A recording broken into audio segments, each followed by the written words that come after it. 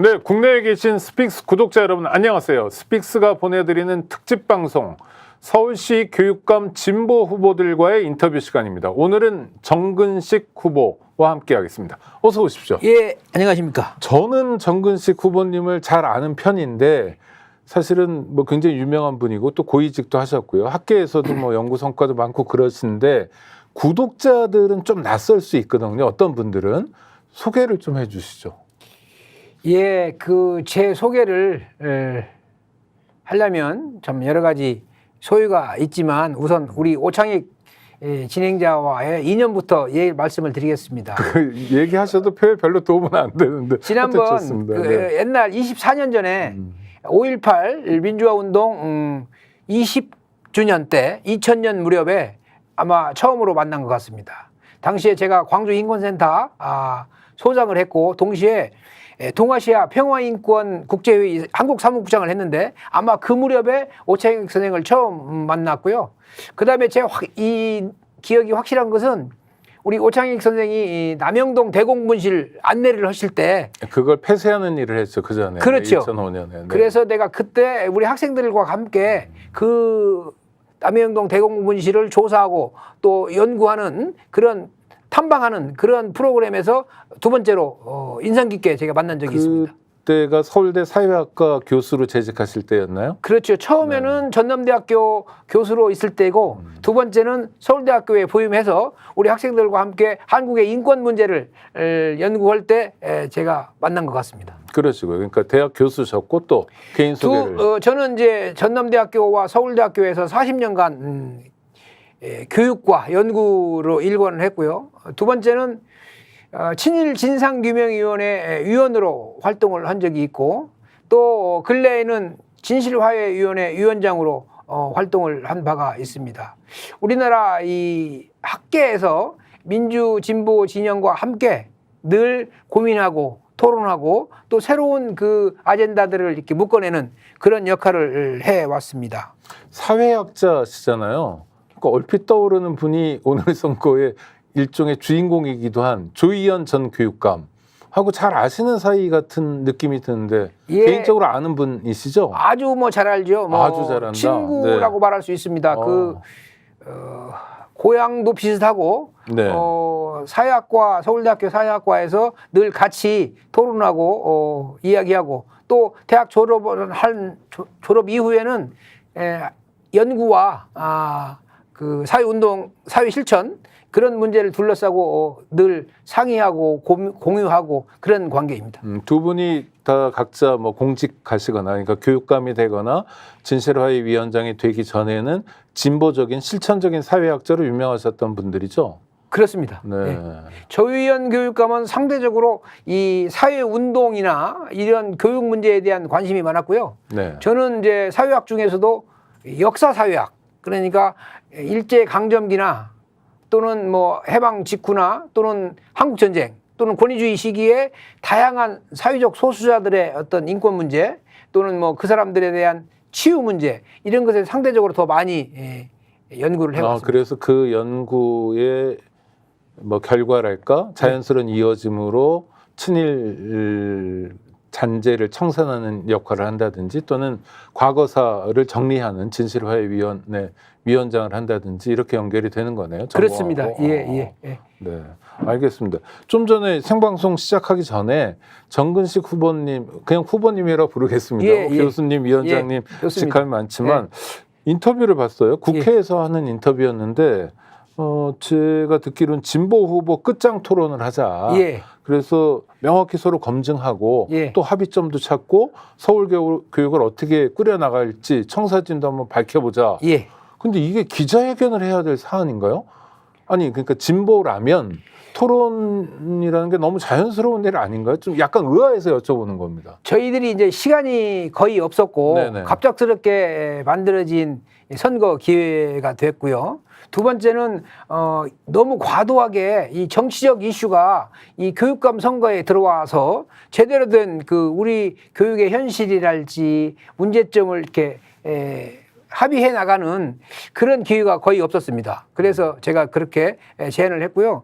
세 번째는 그 너무 일방적인 자기 뭐 홍보를 할까? 네.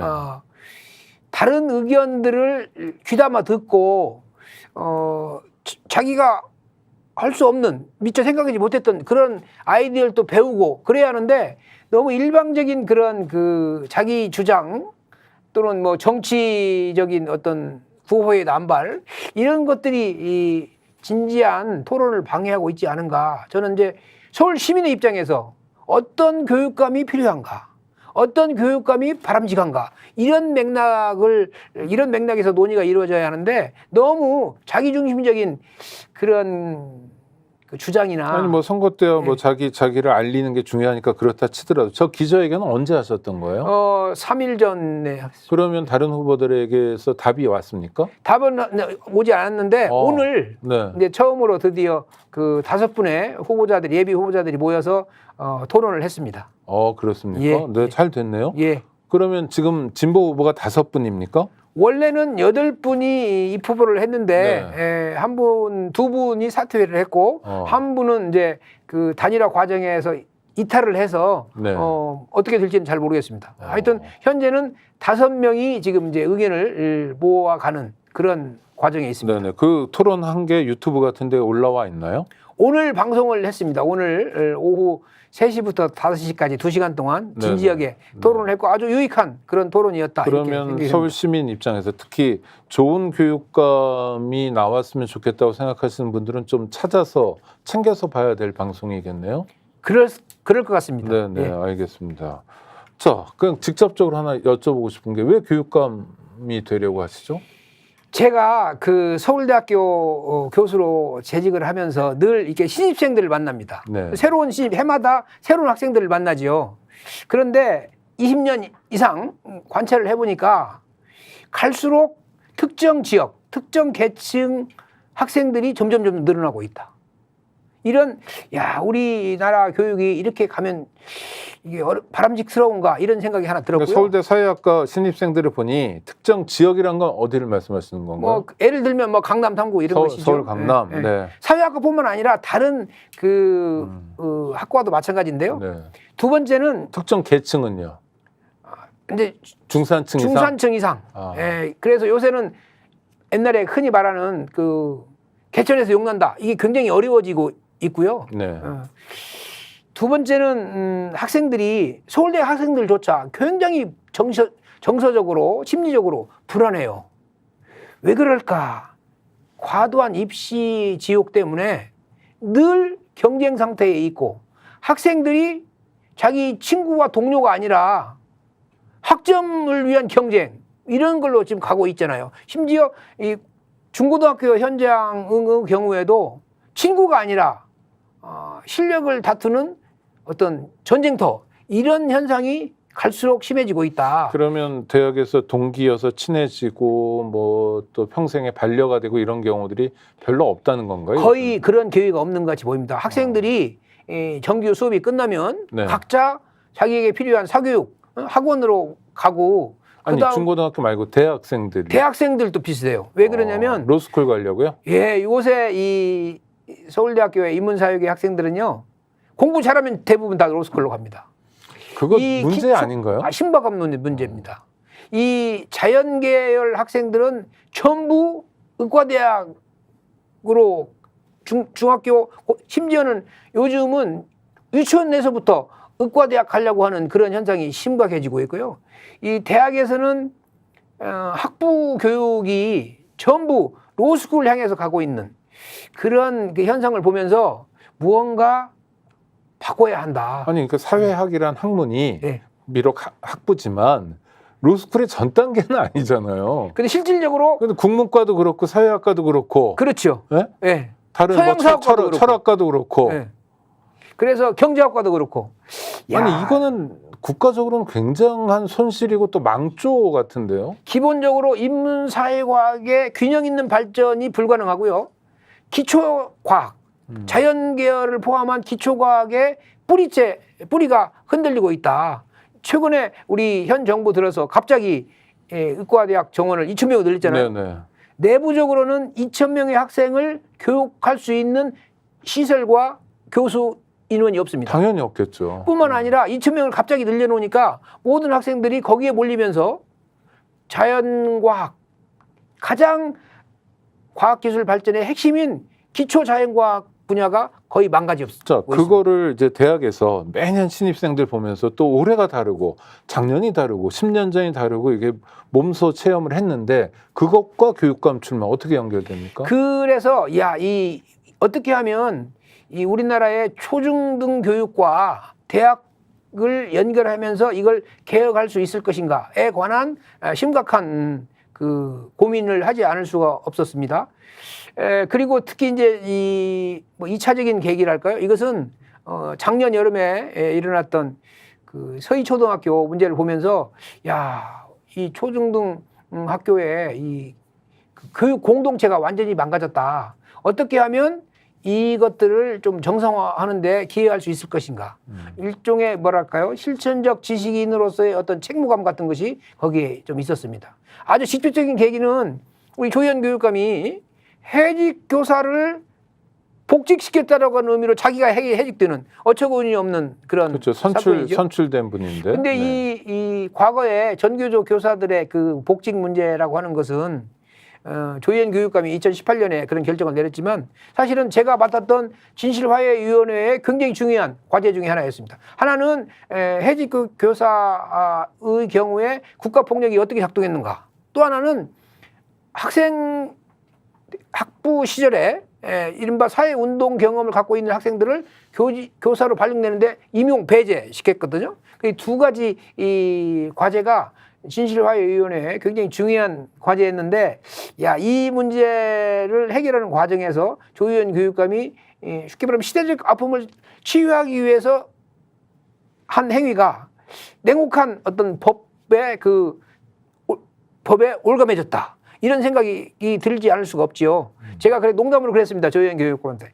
진실화해위원회에서 결정한 다음에 그걸 했으면 아무 문제가 없는데 너무 빨리 했구나 이런 생각도 농담으로 하긴 했는데 하여튼 빨리 일을 빨리 했다고 그걸 책임을 그렇죠. 추궁당해야 되는 건 아닌 것 같은데. 네. 아픔을 공유하고 그것을 치유하고 이런 것들은 어떻게 보면 일종의 사회 정의 아니겠습니까? 네. 네. 그런 정의의 입장에 선 사람들이 냉혹한 그 법의 올가미에 저촉되어서 그런 걸 보면서 실정법은 지켜져야 하지만 시대적인 과제를 어떻게 하면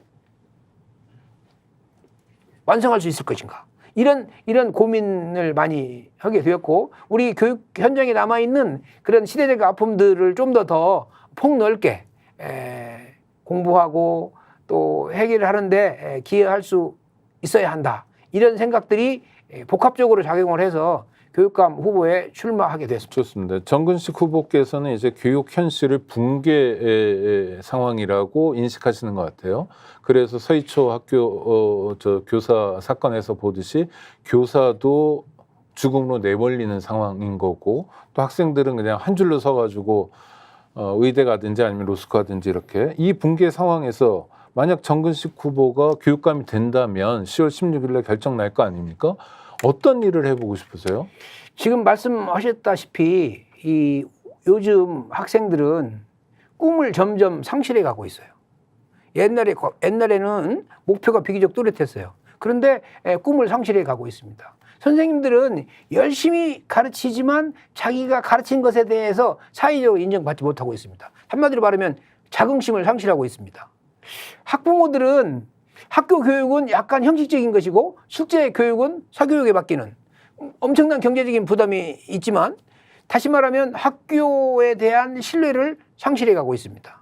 어떻게 하면 학생들에게는 꿈을, 선생님들에게는 긍지를, 그리고 학부형들에게는 학교에 대한 신뢰를 줄 수 있을 것인가? 그런 맥락에서 제가 조금이나마 기여할 수 있으면 좋겠다. 이렇게 생각을 했습니다. 구체적으로는 구상이 있으실 거 아니에요. 저는요, 교육감이 되면. 우리 사회 전반적으로 과거에는 권위주의 하에 국가폭력의 상처를 받았지만 근래에는 일상생활에서 상처를 받는 경우가 굉장히 많아요. 많은 사람들이 우울하고 불안하고 일상적인 상처를 받고 있는데 거기에 대한 어떤 권위가 사회적 권위가 그분들을 갖다가 위로하고 치유하고 하는 기능이 굉장히 상실되어 있습니다. 제가 진실화해위원회 위원장을 하면서 상처를 받은 분들에게는 반드시 무슨 보상이나 이거 전에 참 고생을 많이 했습니다라고 하는 사회적 인정. 두 번째는 그 엄청난 너무 오랫동안 힘들게 살았습니다라고 하는 어떤 배려나 위로. 뭐 이렇게 어려울 때 손잡아 줬을 때 그렇죠. 그 손의 온기를 느끼게 하는 게 그렇죠. 중요하다. 교육감으로서는 어떤 제가 바로 네. 상처를 받은 학생들 또 상처를 받고 있는 선생님들을 따뜻하게 손잡아 줄 수 있겠다라고 하는 자신감이 있습니다. 아니 이건 뭐 경력이나 이력으로 보면 그러신데 구체적으로 교육감이 돼서 할 일을 좀 말씀을 해주시면. 제가 생각하기에는 그러한 그 학부모나 교사 그리고 학생들 간의 거리감을 좁힐 수 있도록 어떤 일종의 그 교육 공동체 또는 그 교육 자치의 맥락에서 그런 그 서로 대화하고 진솔하게 대화하고 문제를 풀어가는 그런 어떤 기구랄까 제도랄까 이런 것들이 좀 더 필요하지 않은가 이렇게 생각을 하고 있습니다. 특히 심리적, 정신적 그 치유와 연결해서 아시다시피 새로운 시대에 열심히 운동하고 또 문화예술적 감성을 기르고 특히 사회적인 약자들에 대한 그런 그 배려랄까 이런 것들이 함께 어우러지는 공동체의 복구 또는 교육 공동체의 새로운 어떤 올바른 세우기 이런 것들이 어떻게 가능할 것인지 법적으로나 제도적으로나 또는 일상적인 실천에서 그 세 가지 차원에서 그것이 어떻게 가능할 것인지 이런 것들을 늘 고민하고 있습니다. 그 진보에도 지금 후보들이 많고요. 그 다음에 이 단일화한다는 모임에 안 들어와 있는 후보, 좀 진보적인 후보도 있는 거고, 또 보수적인 후보들도 여러 명 있는 거잖아요. 근데 그 중에 지금 물망에 오른 분 중에 한 분이 교육감이 될 텐데 왜 하필이면 정근식 후보가 교육감이 되어야 하는지 궁금하네요. 그 많은 분들이 교육 현장에서 교육 실무를 잘 알고 있는 교사 출신이 교육감이 되어야 한다라고 하는 주장을 합니다. 네네. 또 어떤 분들은 정치적인 어떤 그 선봉에 서서 정치 투쟁을 이끌겠다라고 하는 그런 주장도 하고 있죠. 교육감 후보가요? 실제로 그런 일이 지금 벌어지고 있습니다. 저는 교육감이란 무엇인가? 아까 말씀드린 대로 교육 3주체들 학생, 교사, 학부모뿐만 아니라 시민. 왜 교육감 선거는 교육 공동체 내부에서 이루어지는 선거가 아니잖아요. 서울 시민 모두가 합니다. 그렇죠. 왜 그러는가? 그런 교육 공동체를 떠받치고 있는 것이 시민사회입니다. 네, 지역. 그래서 시민사회와도 소통하고 교육 공동체 내부와도 소통할 수 있는 그런 균형 잡힌 리더가 교육감이 되어야 하는 건 아닌가. 그런 점에서 그리고 어느 정도 사회적 실리를 쌓고 있는 꼭 뭐 정치적인 어떤 그 뭐 투쟁이 아니라 하더라도 좀 더 많은 사람들을 아우르고 또 사회적으로 존경받는 그런 사람들이 교육감이 되면서 말 그대로 그 교육 공동체와 시민사회와 정치계를 아우를 수 있는 그런 사람들이 교육감으로서 특히 서울시 교육감은 그래야 한다고 생각을 하고요. 그런 점에서는 이제 지금 나온 분들이 이렇게 생각을 해보니까 그런 분들보다는 제가 그런 사회적 그 요구를 짐지는 것이 좀 더 낫지 않을까. 물론 뭐 저만의 생각일 수도 있는데 제가 생각하기에는 우리나라의 교육계의 내부의 문제뿐만 아니라 외부로부터 오는 외풍, 정치적인 압력, 뭐 역사적인 왜곡 이런 것들을 막아줄 수 있는 방파제가 될 수 있는 사람, 거센 외부로부터의 파도를 막을 수 있는 사람, 이런 것들이 필요하다. 그런 점에서 저는 이제 교사 학교 현장을 잘 아는 선생님들이 교육감이 될 수 있지만 현 단계에서는 그런 역할이 좀 더 중요한 게 아닌가. 우리 아시다시피 우리나라는 특이하게도 교사들의 정치적 기본권이 없습니다. 그렇죠. 그런 그 시민사회와의 좀 더 폭넓은 정치적 발언과 그것이 좀 상대적으로 부족하죠.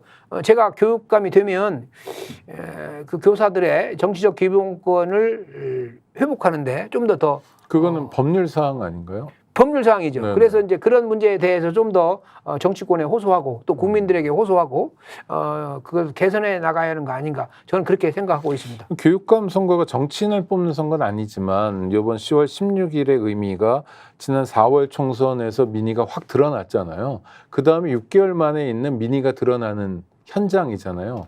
그러니까 교육감 선거를 통해서도 시민들은 뭔가 하고 싶은 이야기가 있을 것 같아요. 예.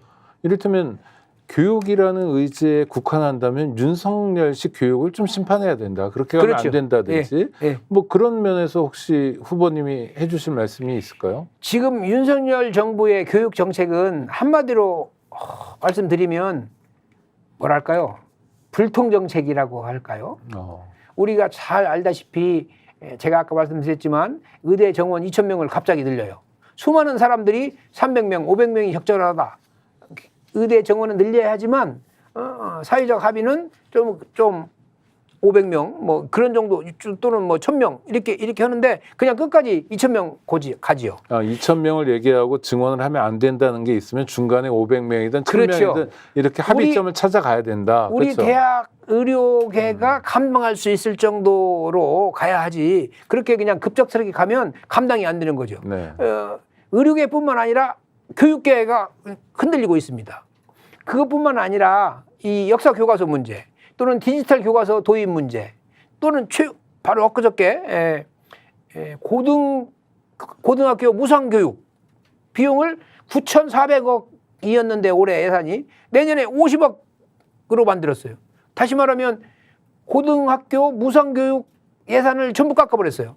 이런 뭐랄까요? 황당한 그런 정책이 있을 수가 있습니까? 잠깐만요. 듣고도 믿기지 않아서 9,400억 원의 고등학교 무상교육 관련 예산을 그렇죠. 윤석열 정권의 내년도 2025년 예산 안에서는 50억으로요? 그렇죠. 그걸 전부 시도교육청이 부담해라. 그러면은요. 시도교육청 감당할 수가 없어요. 그러니까 어떻게 부담합니까? 그러면은 학부형들에게 경제적 부담을 더 얹으라는 얘기입니까? 그런 뭡니까? 방식이 아니고 네. 기존의 일반 사업을 교육 발전을 위해서 여러 가지 다양한 그렇죠. 사업을 하잖아요. 네네. 그런 사업 할 수가 없어요. 그냥 수업만 해라. 월급만 줘라. 그런 거지요. 인건비와 그냥 그 무상교육으로 다 들어가는 비용으로 다 써라. 그러면 말 그대로 우리 서울시의 교육에서 필요한 그런 사업비 지금까지 우리 조현 교육감이 혁신교육으로 만들어왔던 수많은 그 성과가 있는 의미가 있는 사업들 네. 못 오게 돼요. 더 나아가서 수많은 이 학교에서 일하는 여러 가지 그 비정규 노동자들이 많이 있습니다. 그분들 제대로 일자리 다 상실하게 돼요. 그렇게 급작스럽게 방향을 선연을 해버리면 설사 옳은 정책이라도 큰 부담이 되는데 잘못된 정책을 그렇게 급작스럽게 하면 배가 가다가 너무 빨리 돌면 전복되죠. 전복되지요. 자동차도 운전을 하다가 빠른 속도로 가다가 돌면 전복되지요. 아니 근데 그 배에 자동차에 사람이 타고 있잖아요. 그렇죠. 특히 교육은 우리 후속 세대가 타고 있잖아요. 교육이라고 하는 것은 백년지 대계여서 오랫동안 연구하고 사회적으로 논의하고 그래서 큰 방향을 정하고 10년, 20년, 30년을 내다보면서 가야 하는 거잖아요. 1년 만에 그런 급작스러운 정책 변경이라고 하는 것은 말 그대로 불통 정책입니다. 그래서 저는 정치적인 큰 차원이 아니라 하더라도 교육 정책 내에서 윤석열 정부의 교육 정책, 잘못된 교육 정책은 시민들의 그 표로 심판해야 하는 거 아닌가 이렇게 생각하고 있어요. 그럼 교육감이 되신 다음에 윤석열 정부에서 어떤 정책을 드라이브를 걸 때 그때 싸우기도 하고 또 막아내기 위해서 노력도 하시겠다 이런 말씀이신가요? 그렇죠. 교육감만의 힘으로 그게 되겠습니까?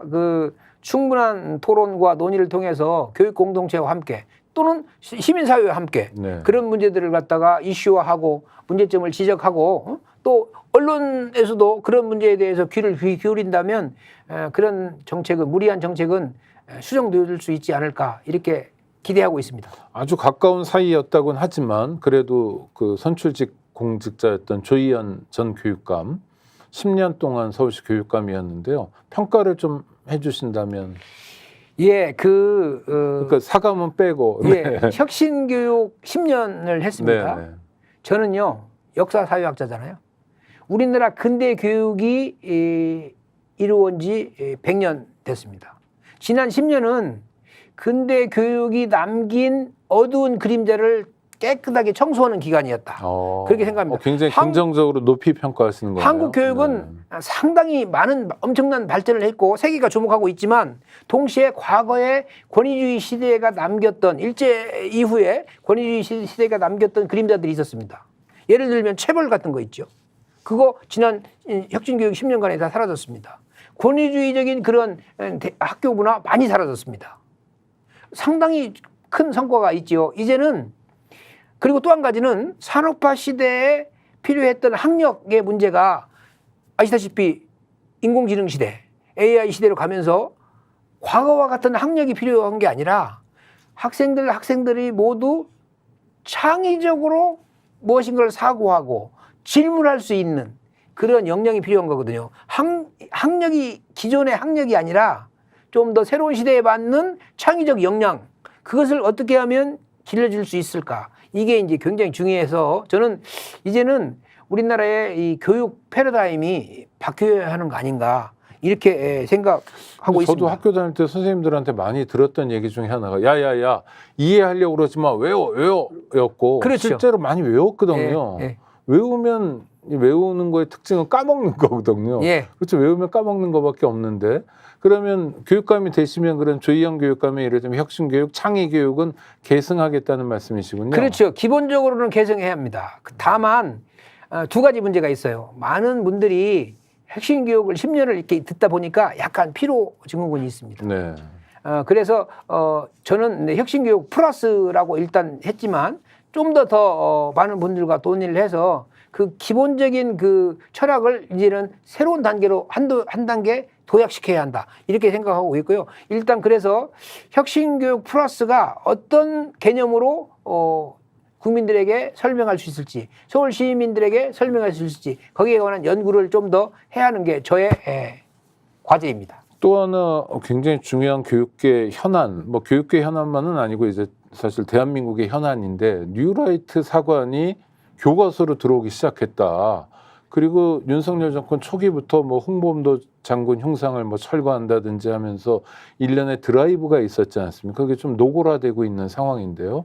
특히 뭐 사회학자이지만 역사도 많이 공부하신 분으로서 또 교육감이 되신다면 이것도 중요한 현안 아닐까 해서 여쭤보고 싶습니다. 예, 우리나라의 이 역사 교육의 문제는 여러 차례 논쟁거리가 되어 왔습니다. 저는 얼마 전에 이 광복절 사태를 보면서 한 언론에 칼럼을 썼어요. 우리나라는 기본적으로 보수와 진보의 양날개로 지금까지 우리나라가 발전해 왔고 세계적인 모범적인 국가로 이제 선진국으로 진입을 했습니다. 현 정부의 정책은 보수 정부로 출발을 했지만 거기로부터 상당히 많이 이탈을 해서 거의 뭐랄까요? 그런 말을 쓰면 안 되겠는데 극우파적인 그런 아니 쓰면 안 되는 게 사실이 그런 것 같아요. 이게 보수주의로부터 일반적으로 우리가 아는 보수는 아닌 것 같아요. 심하게 이탈을 했죠.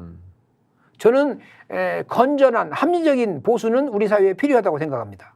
그런데 현 정부의 역사관은 합리적인 보수가 아니라 상해 임시정부, 광복 이런 개념들을 아예 송두리째 부정하는 그런 사관으로 가 있지요. 그런 사관들이 우리 학교 현장에 들어오면 대한민국의 미래는 뭐가 되겠습니까?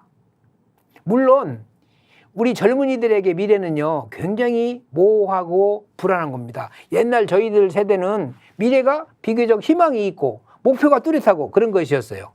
현대 사회에서는 젊은이들에게 미래는 목표가 뚜렷하고 희망으로 가득 찬 세계가 아니라 굉장히 모호하고 불안으로 가득 찬 세계가 되어 있습니다. 그런데 이런 역사 교육이 들어오면요, 그러한 사회적 불안에 더해서 기본적인 정체성 자체가 바뀝니다. 한국인으로서의 역사적 긍지를 느낄 수 있는 정체성 자체가 송두리째 사라지는 거고, 그렇게 되면 우리나라의 미래는 무엇이 될 것인가? 심각한 문제지요. 그래서 저는 작년에 10월에 제가 이 충칭 임시정부에 가서 이때 이 독립을 위해서 노력했던 분들이 그 뜻이 현재 우리 사회에서 얼마나 받아들여지고 있는가, 얼마나 살아있는가 제가 직접 보고 관찰했습니다. 지금 우리나라의 이 현 정부의 역사관은 보수주의로부터 심하게 일탈한, 진보는커녕 심하게 일탈한 그런 노선이다. 저는 그렇게 판단하고 있고요. 이런 일종의 극우파적인 그 시각이 우리 미래 세대에 더 이상 오염시키지 않도록 최선의 노력을 다하고자 합니다. 그러면 뭐 이를테면 정상적인 상식적인 선에서의 역사 교육을 지키기 위해서 또 교육감으로서도 일종의 투쟁도 해야 되는 상황이겠네요. 극단적으로 가면 잘못하면 이 서울시 교육감이 이 역사 전쟁의 주인공이 될 수도 있겠습니다. 근데 뭐 그런 싸움이 만약 벌어져야 되는 상황이면 어떻게 하시겠어요? 교육감이 된 다음에. 그건 이제 몸을 던져서 막아야지요. 우리 선생님들과 양식 있는 선생님들, 기본적으로 우리 선생님들 건전하고 상식이 있고 양식이 있습니다. 그러면 특히 역사를 가르치는 선생님들은 믿을만 하죠. 우리 이 대학의 역사를 가르치는 교수들 90% 이상이 건전하고 양식 있는 학자들입니다. 우리 시민사회 아닌 분도 몇 분 계시긴 물론 한데, 있죠. 물론 있죠. 대부분 그렇죠. 우리 시민사회도 마찬가지입니다. 기본적으로 상식에 기초한 시민사회지요. 그런 분들과 함께 논의를 하고 우리 교육 현장이 그런 과도한 역사적 그 일탈로부터 보호되어야 한다라고 하는 그런 맥락에서 제 작은 힘이나마 혼신을 다할 것을 생각하고 있습니다. 네, 그리고 또 사실 이건 약간 민감한 주제이긴 한데 그래도 현실적으로 중요한 주제여서 여쭤보는데, 지난번 교육감 선거도 그렇고 그전도 그렇고 사실 교육감 후보로 어떤 훌륭한 분들이 나오시더라도 뭐 정당 배경도 없고, 그렇죠? 그리고 그런 정치 활동 국회의원을 세네 번 하시거나 이런 것도 아니고, 그래서 뭐랄까 단일화가 되게 중요한 변수인 것 같아요. 그러니까 보수 후보가 단일화되느냐, 진보가 단일화되느냐, 그건 맞죠. 여태까지 선거를 보면. 그렇죠. 그러니까 그러면 후보 단일화는 지금 어떻게 잘 진행되고 있습니까? 그 후보 단일화가 잘 룰 정하고 이런 것도 굉장히 오래 걸리고 그랬던 것 같아요. 그래도 후보자들끼리, 그리고 우리 후보 단일화 기구에 참여한 그 시민단체의 어떤 지혜를 다해서 룰에 합의를 했고요. 물론 일부 후보들은 이탈을 하기도 하고 또 중도 포기도 하고 했지만 현재까지는 비교적 잘 지켜지고 있다고 생각합니다. 다만 단일화 일정이 급해서 그런지는 모르지만 단일화 일정이 다 진행되고 있는데 뒤늦게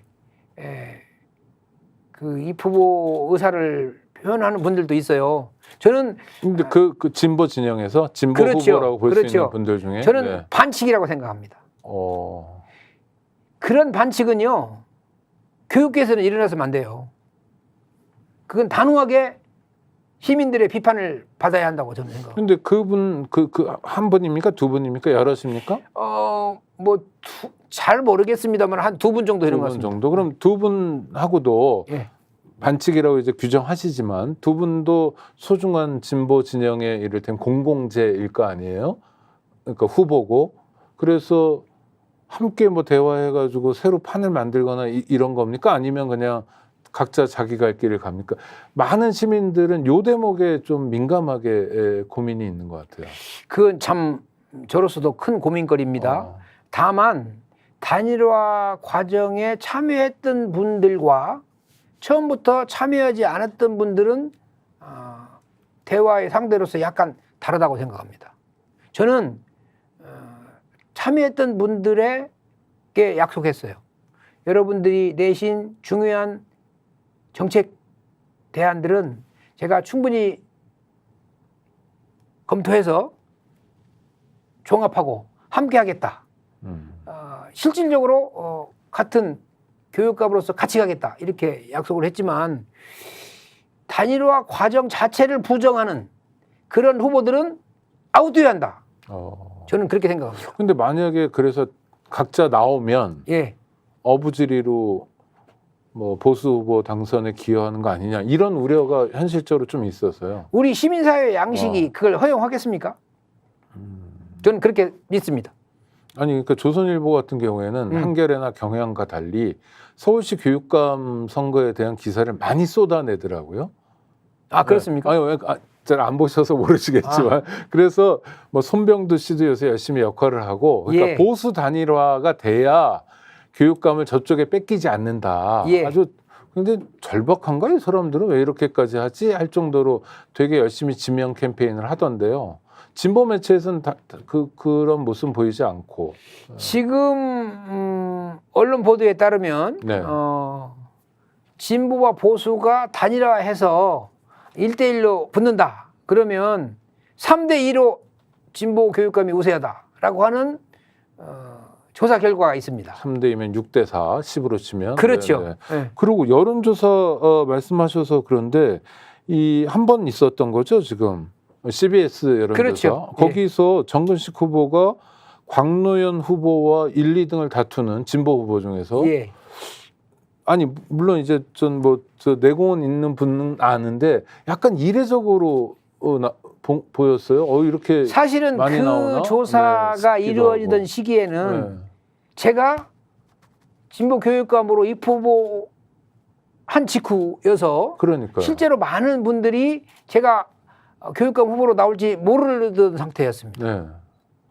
네. 지난 일주일 동안 저에 대한 평가가 달라지고 있다는 것을 제가 피부로 느낍니다. 그리고 우리나라의 그 교육 공동체에서 일하시는 여러 분들, 선생님들뿐만 아니라 다양한 형태의 이 우리 노동조합들 있잖아요. 네네. 그쪽 분들도 저에 대한 기대가 점점점 높아지고 있다.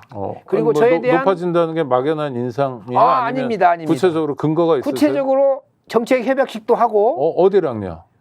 여러 군데 했습니다. 뭐 그리고 소개해 주세요. 이를테면. 예를 들면 학교 학비 노조라고 하는 네네네. 또는 뭐 비정규직 노동조합. 심리 상담사들 단체 또는 뭐 코봉제 노동 단체 몇 군데에서 지지선언을 했고요. 또 많은 단체에서 정책 협약식을 했습니다. 그래서 그건 중요한 성과네요. 네.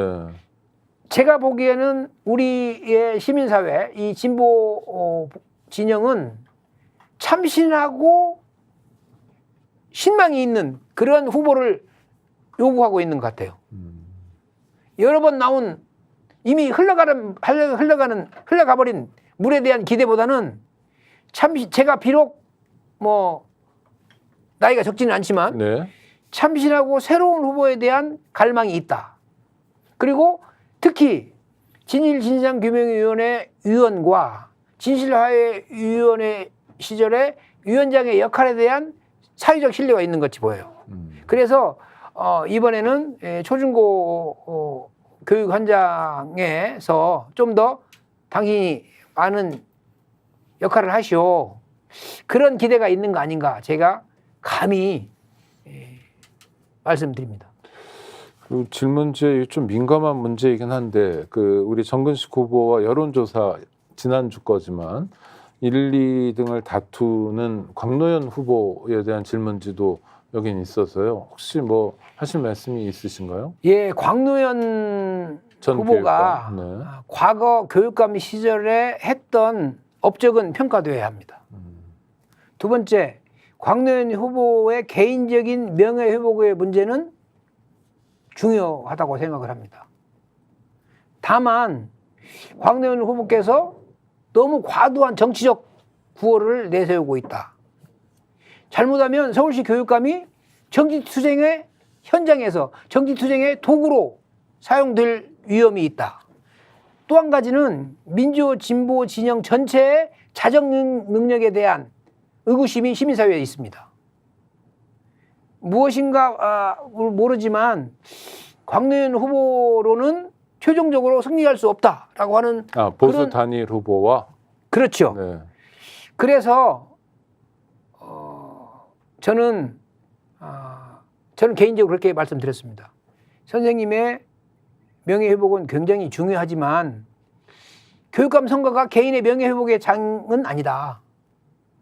이것은 자라나는 세대들의 꿈과 선생님들의 사기와 학부형들의 신뢰를 심어주는 그리고 새로운 교육 패러다임을 구상하고 실험하는 그런 거지 명예회복의 장은 아니다라고 하는 충심의 말씀을 올렸습니다. 바로 면전에서요? 개인적으로 그랬습니다. 와, 그 반응은 뭡니까? 그건 뭐 하여튼 밝히기 어렵죠. 밝히기 어렵다는 네. 건 긍정적인 답은 아니었군요. 아마 뭐 긍정적이거나 부정적이라기보다는 어떤 개인적인 어떤 고민, 고충 그런 것은 있는 것 같이 보입니다. 저는 모든 후보들을 그리고 광노현 교육감을 존중합니다. 알겠습니다. 시간 뭐 우리 정근식 후보 얘기 몇 마디 안 나눴는데 시간이 쑥쑥 갔는데요. 대표 공약을 한 두세 개만 좀 꼽아 주신다면. 물론 이제 지금 교육감은 짧습니다. 1년 7개월 정도밖에 안 되고 그야말로 인수 뭐 단계도 없고 그러니까 바로 그냥 역량을 보여줘야 될 텐데요. 예, 우리 조희연 교육감의 혁신 교육은 굉장히 다양한 방면으로 다양하게 전개가 됐어요. 그래서 한편으로는 아까 말씀드린 대로 뭐랄까요, 약간의 필요 증후군도 있지만 다른 한편으로 보면 굉장히 뭐랄까 그것의 핵심이 뭐야? 이라고 하는 그런 의문이 있지요. 네. 공교육의 정상화라고 하는 것이 혁신교육의 요체입니다. 다만 남은 1년 8개월이라고 하는 기간 동안 교육감을 하는 경우에 과도하게 정책을 펼치거나 과도하게 정책을 바꾸면 현장에 계신 선생님들은 견딜 수가 없어요. 지금도 너무너무 힘든데 그래서 핵심적인 몇 가지 부분만 손을 대고 혁신교육을 개선해야 하는 것이 남은 1년 8개월 남은 기간 동안의 교육감의 역할이다. 저는 교육감은 실제로 바뀌지만 예. 조희연 교육감이 계속 교육감직에 머물러 있는 것과 별반 다르지 않게 운영하겠다. 어떤 면에서? 별반 다르지는 않지만 그래도 한 핵심 몇 가지는 다르고. 예, 20-30%는 좀 바꿔지겠죠. 뭘 바꾸시는 거예요, 그러니까? 저는 가장 큰 문제 중에 하나는 뭐랄까요? 인사가 좀 더 투명하게 이루어졌으면 좋겠다는 생각이 하나 있고요. 다른 하나는 갈수록 이 교육 재정이 악화되고 있거든요. 어떻게 하면 악화되고 있는 교육 재정의 문제를 좀 더 정상화시킬 것인가? 이 두 가지가 핵심인 것 같이 보여요. 네. 그리고 좀 너무 다양하게 펼쳐져 있는 사업들을 좀 더 이렇게 줄여서 선택과 집중을 해서 잘 마무리하도록 하는 것이 이번 교육감의 역할이다. 제가 비록 새로운 교육 목표, 새로운 교육의 방향에 대해서 구상이 있지만 그렇다고 해서 그걸 곧바로 사업으로 만드는 것은 우리 이 교육 현장, 교육 공동체에 너무 혼란을 주는 것이다. 보통 네. 교육감도 선거 선출직이니까 선거를 앞두면 예. 나중에 어떻게 되든 간에 예. 이거 하겠다 저거 하겠다 요것도 하겠다 뭐 난 이것도 해줄 수 있다 이렇게 얘기하기 나름이잖아요 보통은. 그렇죠? 일반적인 그렇죠. 다른 후보들도 그렇고. 예. 근데 정근식 후보는 거꾸로 말씀하시네요. 공약의 남발은 불가능하고 바람직스럽지 않습니다. 남은 기간 1년 8개월인데 표가 안 되잖아요 그러면. 저는 어떤 그런 인기주의나 포퓰리스트적인 그런 공약 잘 하지 않습니다. 저는 지금까지 제가 살아온 삶의 철학이 올바른 것은 옳고 잘못된 것은 잘못된 것이다. 저는 기본적으로 정의에 관한 연구를 했고 정의를 실천하기 위해서 지금까지 삶을 살아왔습니다. 옳은 것은 옳고 잘못된 것은 잘못된 것이다라는 삶의 태도를 예. 실천할 때 또 한 가지는 그럼 유권자들이 알아주나요? 그걸? 절제를 해야 합니다. 절제를 해야 된다. 네. 선거 때마다 터져 나오는 수많은 공약 전부 빌공짜 공약이잖아요.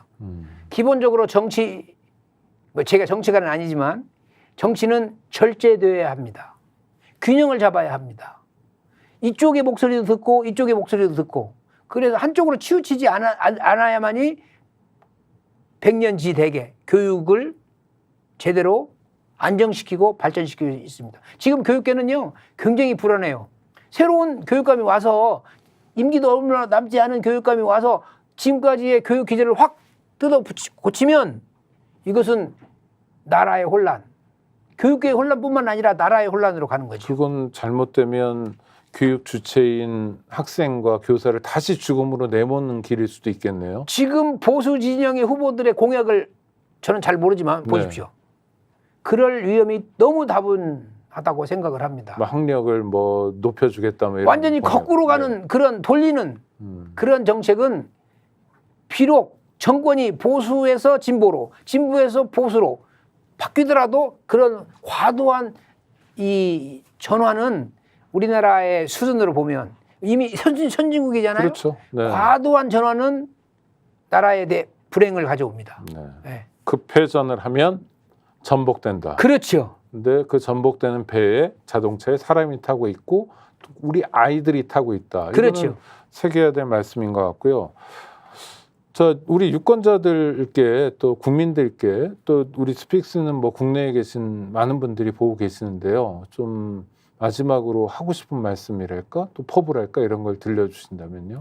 저는 민주 진보의 가치를 지키면서 서울 시민들이 요구하는 교육감, 제 욕심이 아니라 서울 시민들이 요구하는 교육감이 되려고 합니다.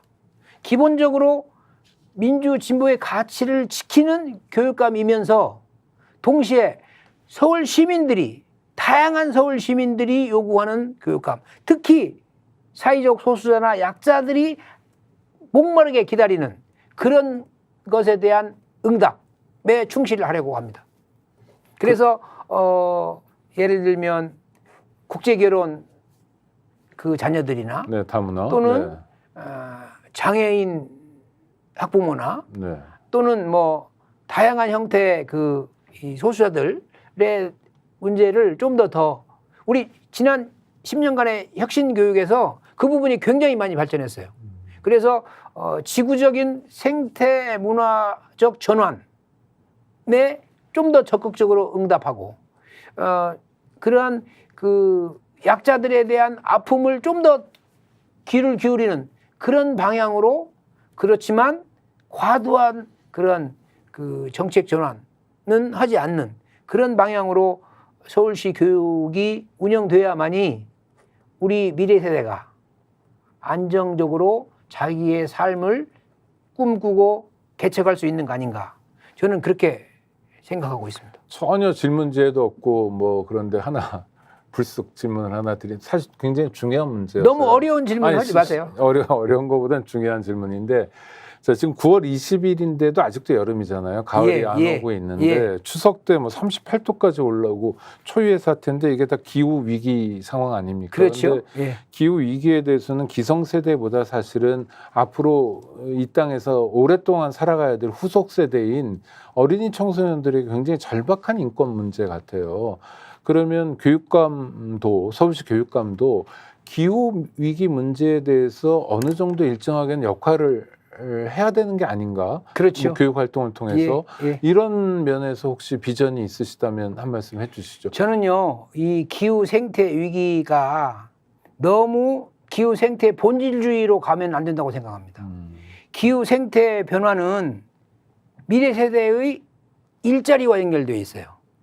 그러니까 이런 변화라고 하는 것이 큰 흐름이라고 하면 탄소 중립을 비롯한 그런 지속 가능한 사회로의 전환의 문제이기도 하지만 동시에 필연적으로 발생할 수밖에 없는 일자리의 변화를 예측을 하고 우리 젊은 세대들에게 그걸 감당할 수 있는 그런 역량을 미리 교육시켜야 한다. 즉 10년, 20년, 30년 이후에 우리 지구가 우리 한국 사회가 어떻게 변할 것인가 그런 변화에는 어떤 직업들이 필요한가 어떤 능력들이 더 필요한가를 정확하게 학생들에게 가르치고 그 전제적으로 그것을 대비하는 그런 역량 이게 굉장히 중요합니다. 저희 경험으로 보면 저희들 학교 다닐 때 컴퓨터가 그렇게 빨리 보급될 줄 몰랐어요. 네네. 그렇죠? XT 나오고 그럴 땐 몰랐죠. 그렇죠. 네. 전혀 몰랐죠. 인터넷이 이럴지도 몰랐죠. 불과 10년, 20년 사이에 세상이 확 바뀌었습니다. 기술 혁신이 놀라운 속도로 진행되고 저는 있습니다. 컴퓨터를 이렇게 들고 다닙니다. 그렇죠. 그렇죠? 네. 그렇죠.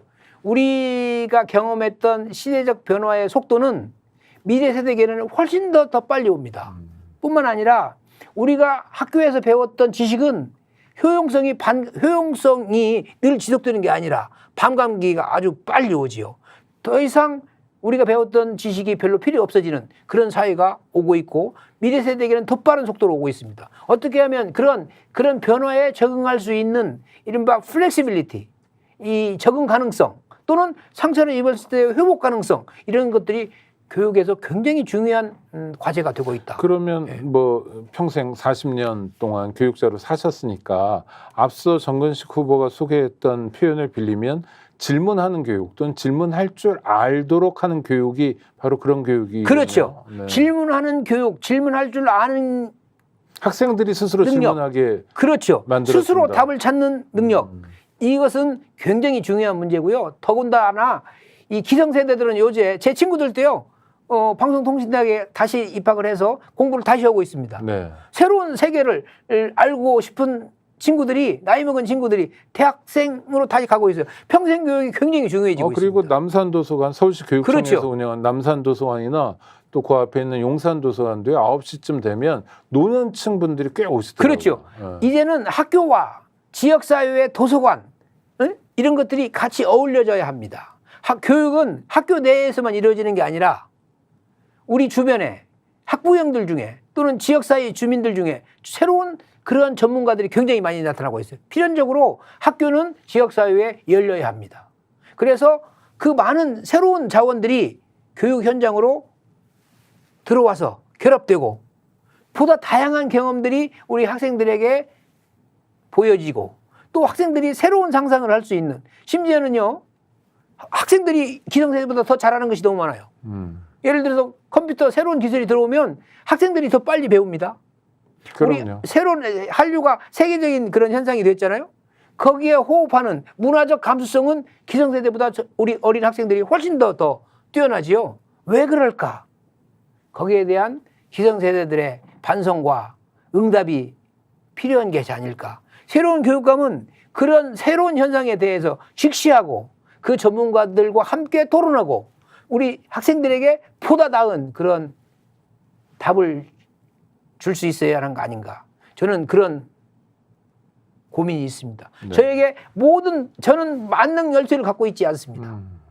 저에게는 다만 그런 것들을 아우르고 균형을 잡고 중심을 잡고 큰 방향으로 나아가는 선생님들과 함께 그런 역할을 해야 하는 건 아닐까. 네. 저는 그렇게 생각하고 있습니다. 기후 위기도 큰일이지만 기후 위기에 대한 후속 세대의 적응력을 그렇죠. 길러줘야 된다. 그렇죠. 우리는 네.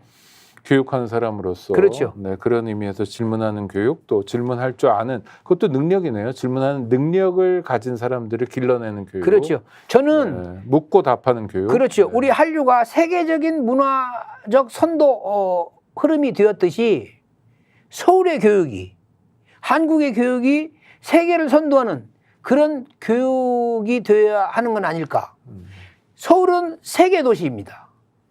서울에서 배우는 학생들은 세계적인 역량을 갖춘 세계적인 안목을 갖춘 그런 학생으로 가야 하는 건 아닌가. 그런 점에서 기존 민주 진보 진영에서 금과 옥조로 여기는 형평성의 문제뿐만 아니라 그런 새로운 미래 세대에 대한 미래 사회에 대한 창의적 능력 그 측면에서 서울의 교육이 세계 교육을 이끌어갈 수 있는 그런 비전을 이제 가져야 한다. 자신감을 가져야 한다.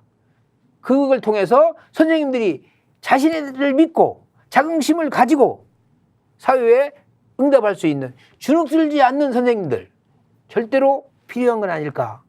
저는 그렇게 믿고 있습니다. 알겠습니다. 원래 마무리 발언부터 시간 관리를 했어야 되는데 제가 훌쩍 넘겨가지고 그렇습니까? 네, 좋습니다. 네. 아니 그리고 그런 꿈들이 하여튼 뭐 교육감이 돼야만이 아니라 하여튼 사람들이 그런 꿈들을 갖고 사는 사회였으면 좋겠고요. 정근식 후보의 꿈도 좋은 결실을 맺었으면 합니다. 구독자 여러분 들으신 바와 같고요. 저는 또 다른 후보와 함께 만나 뵈도록 하겠습니다. 함께해 주셔서 감사합니다. 감사합니다.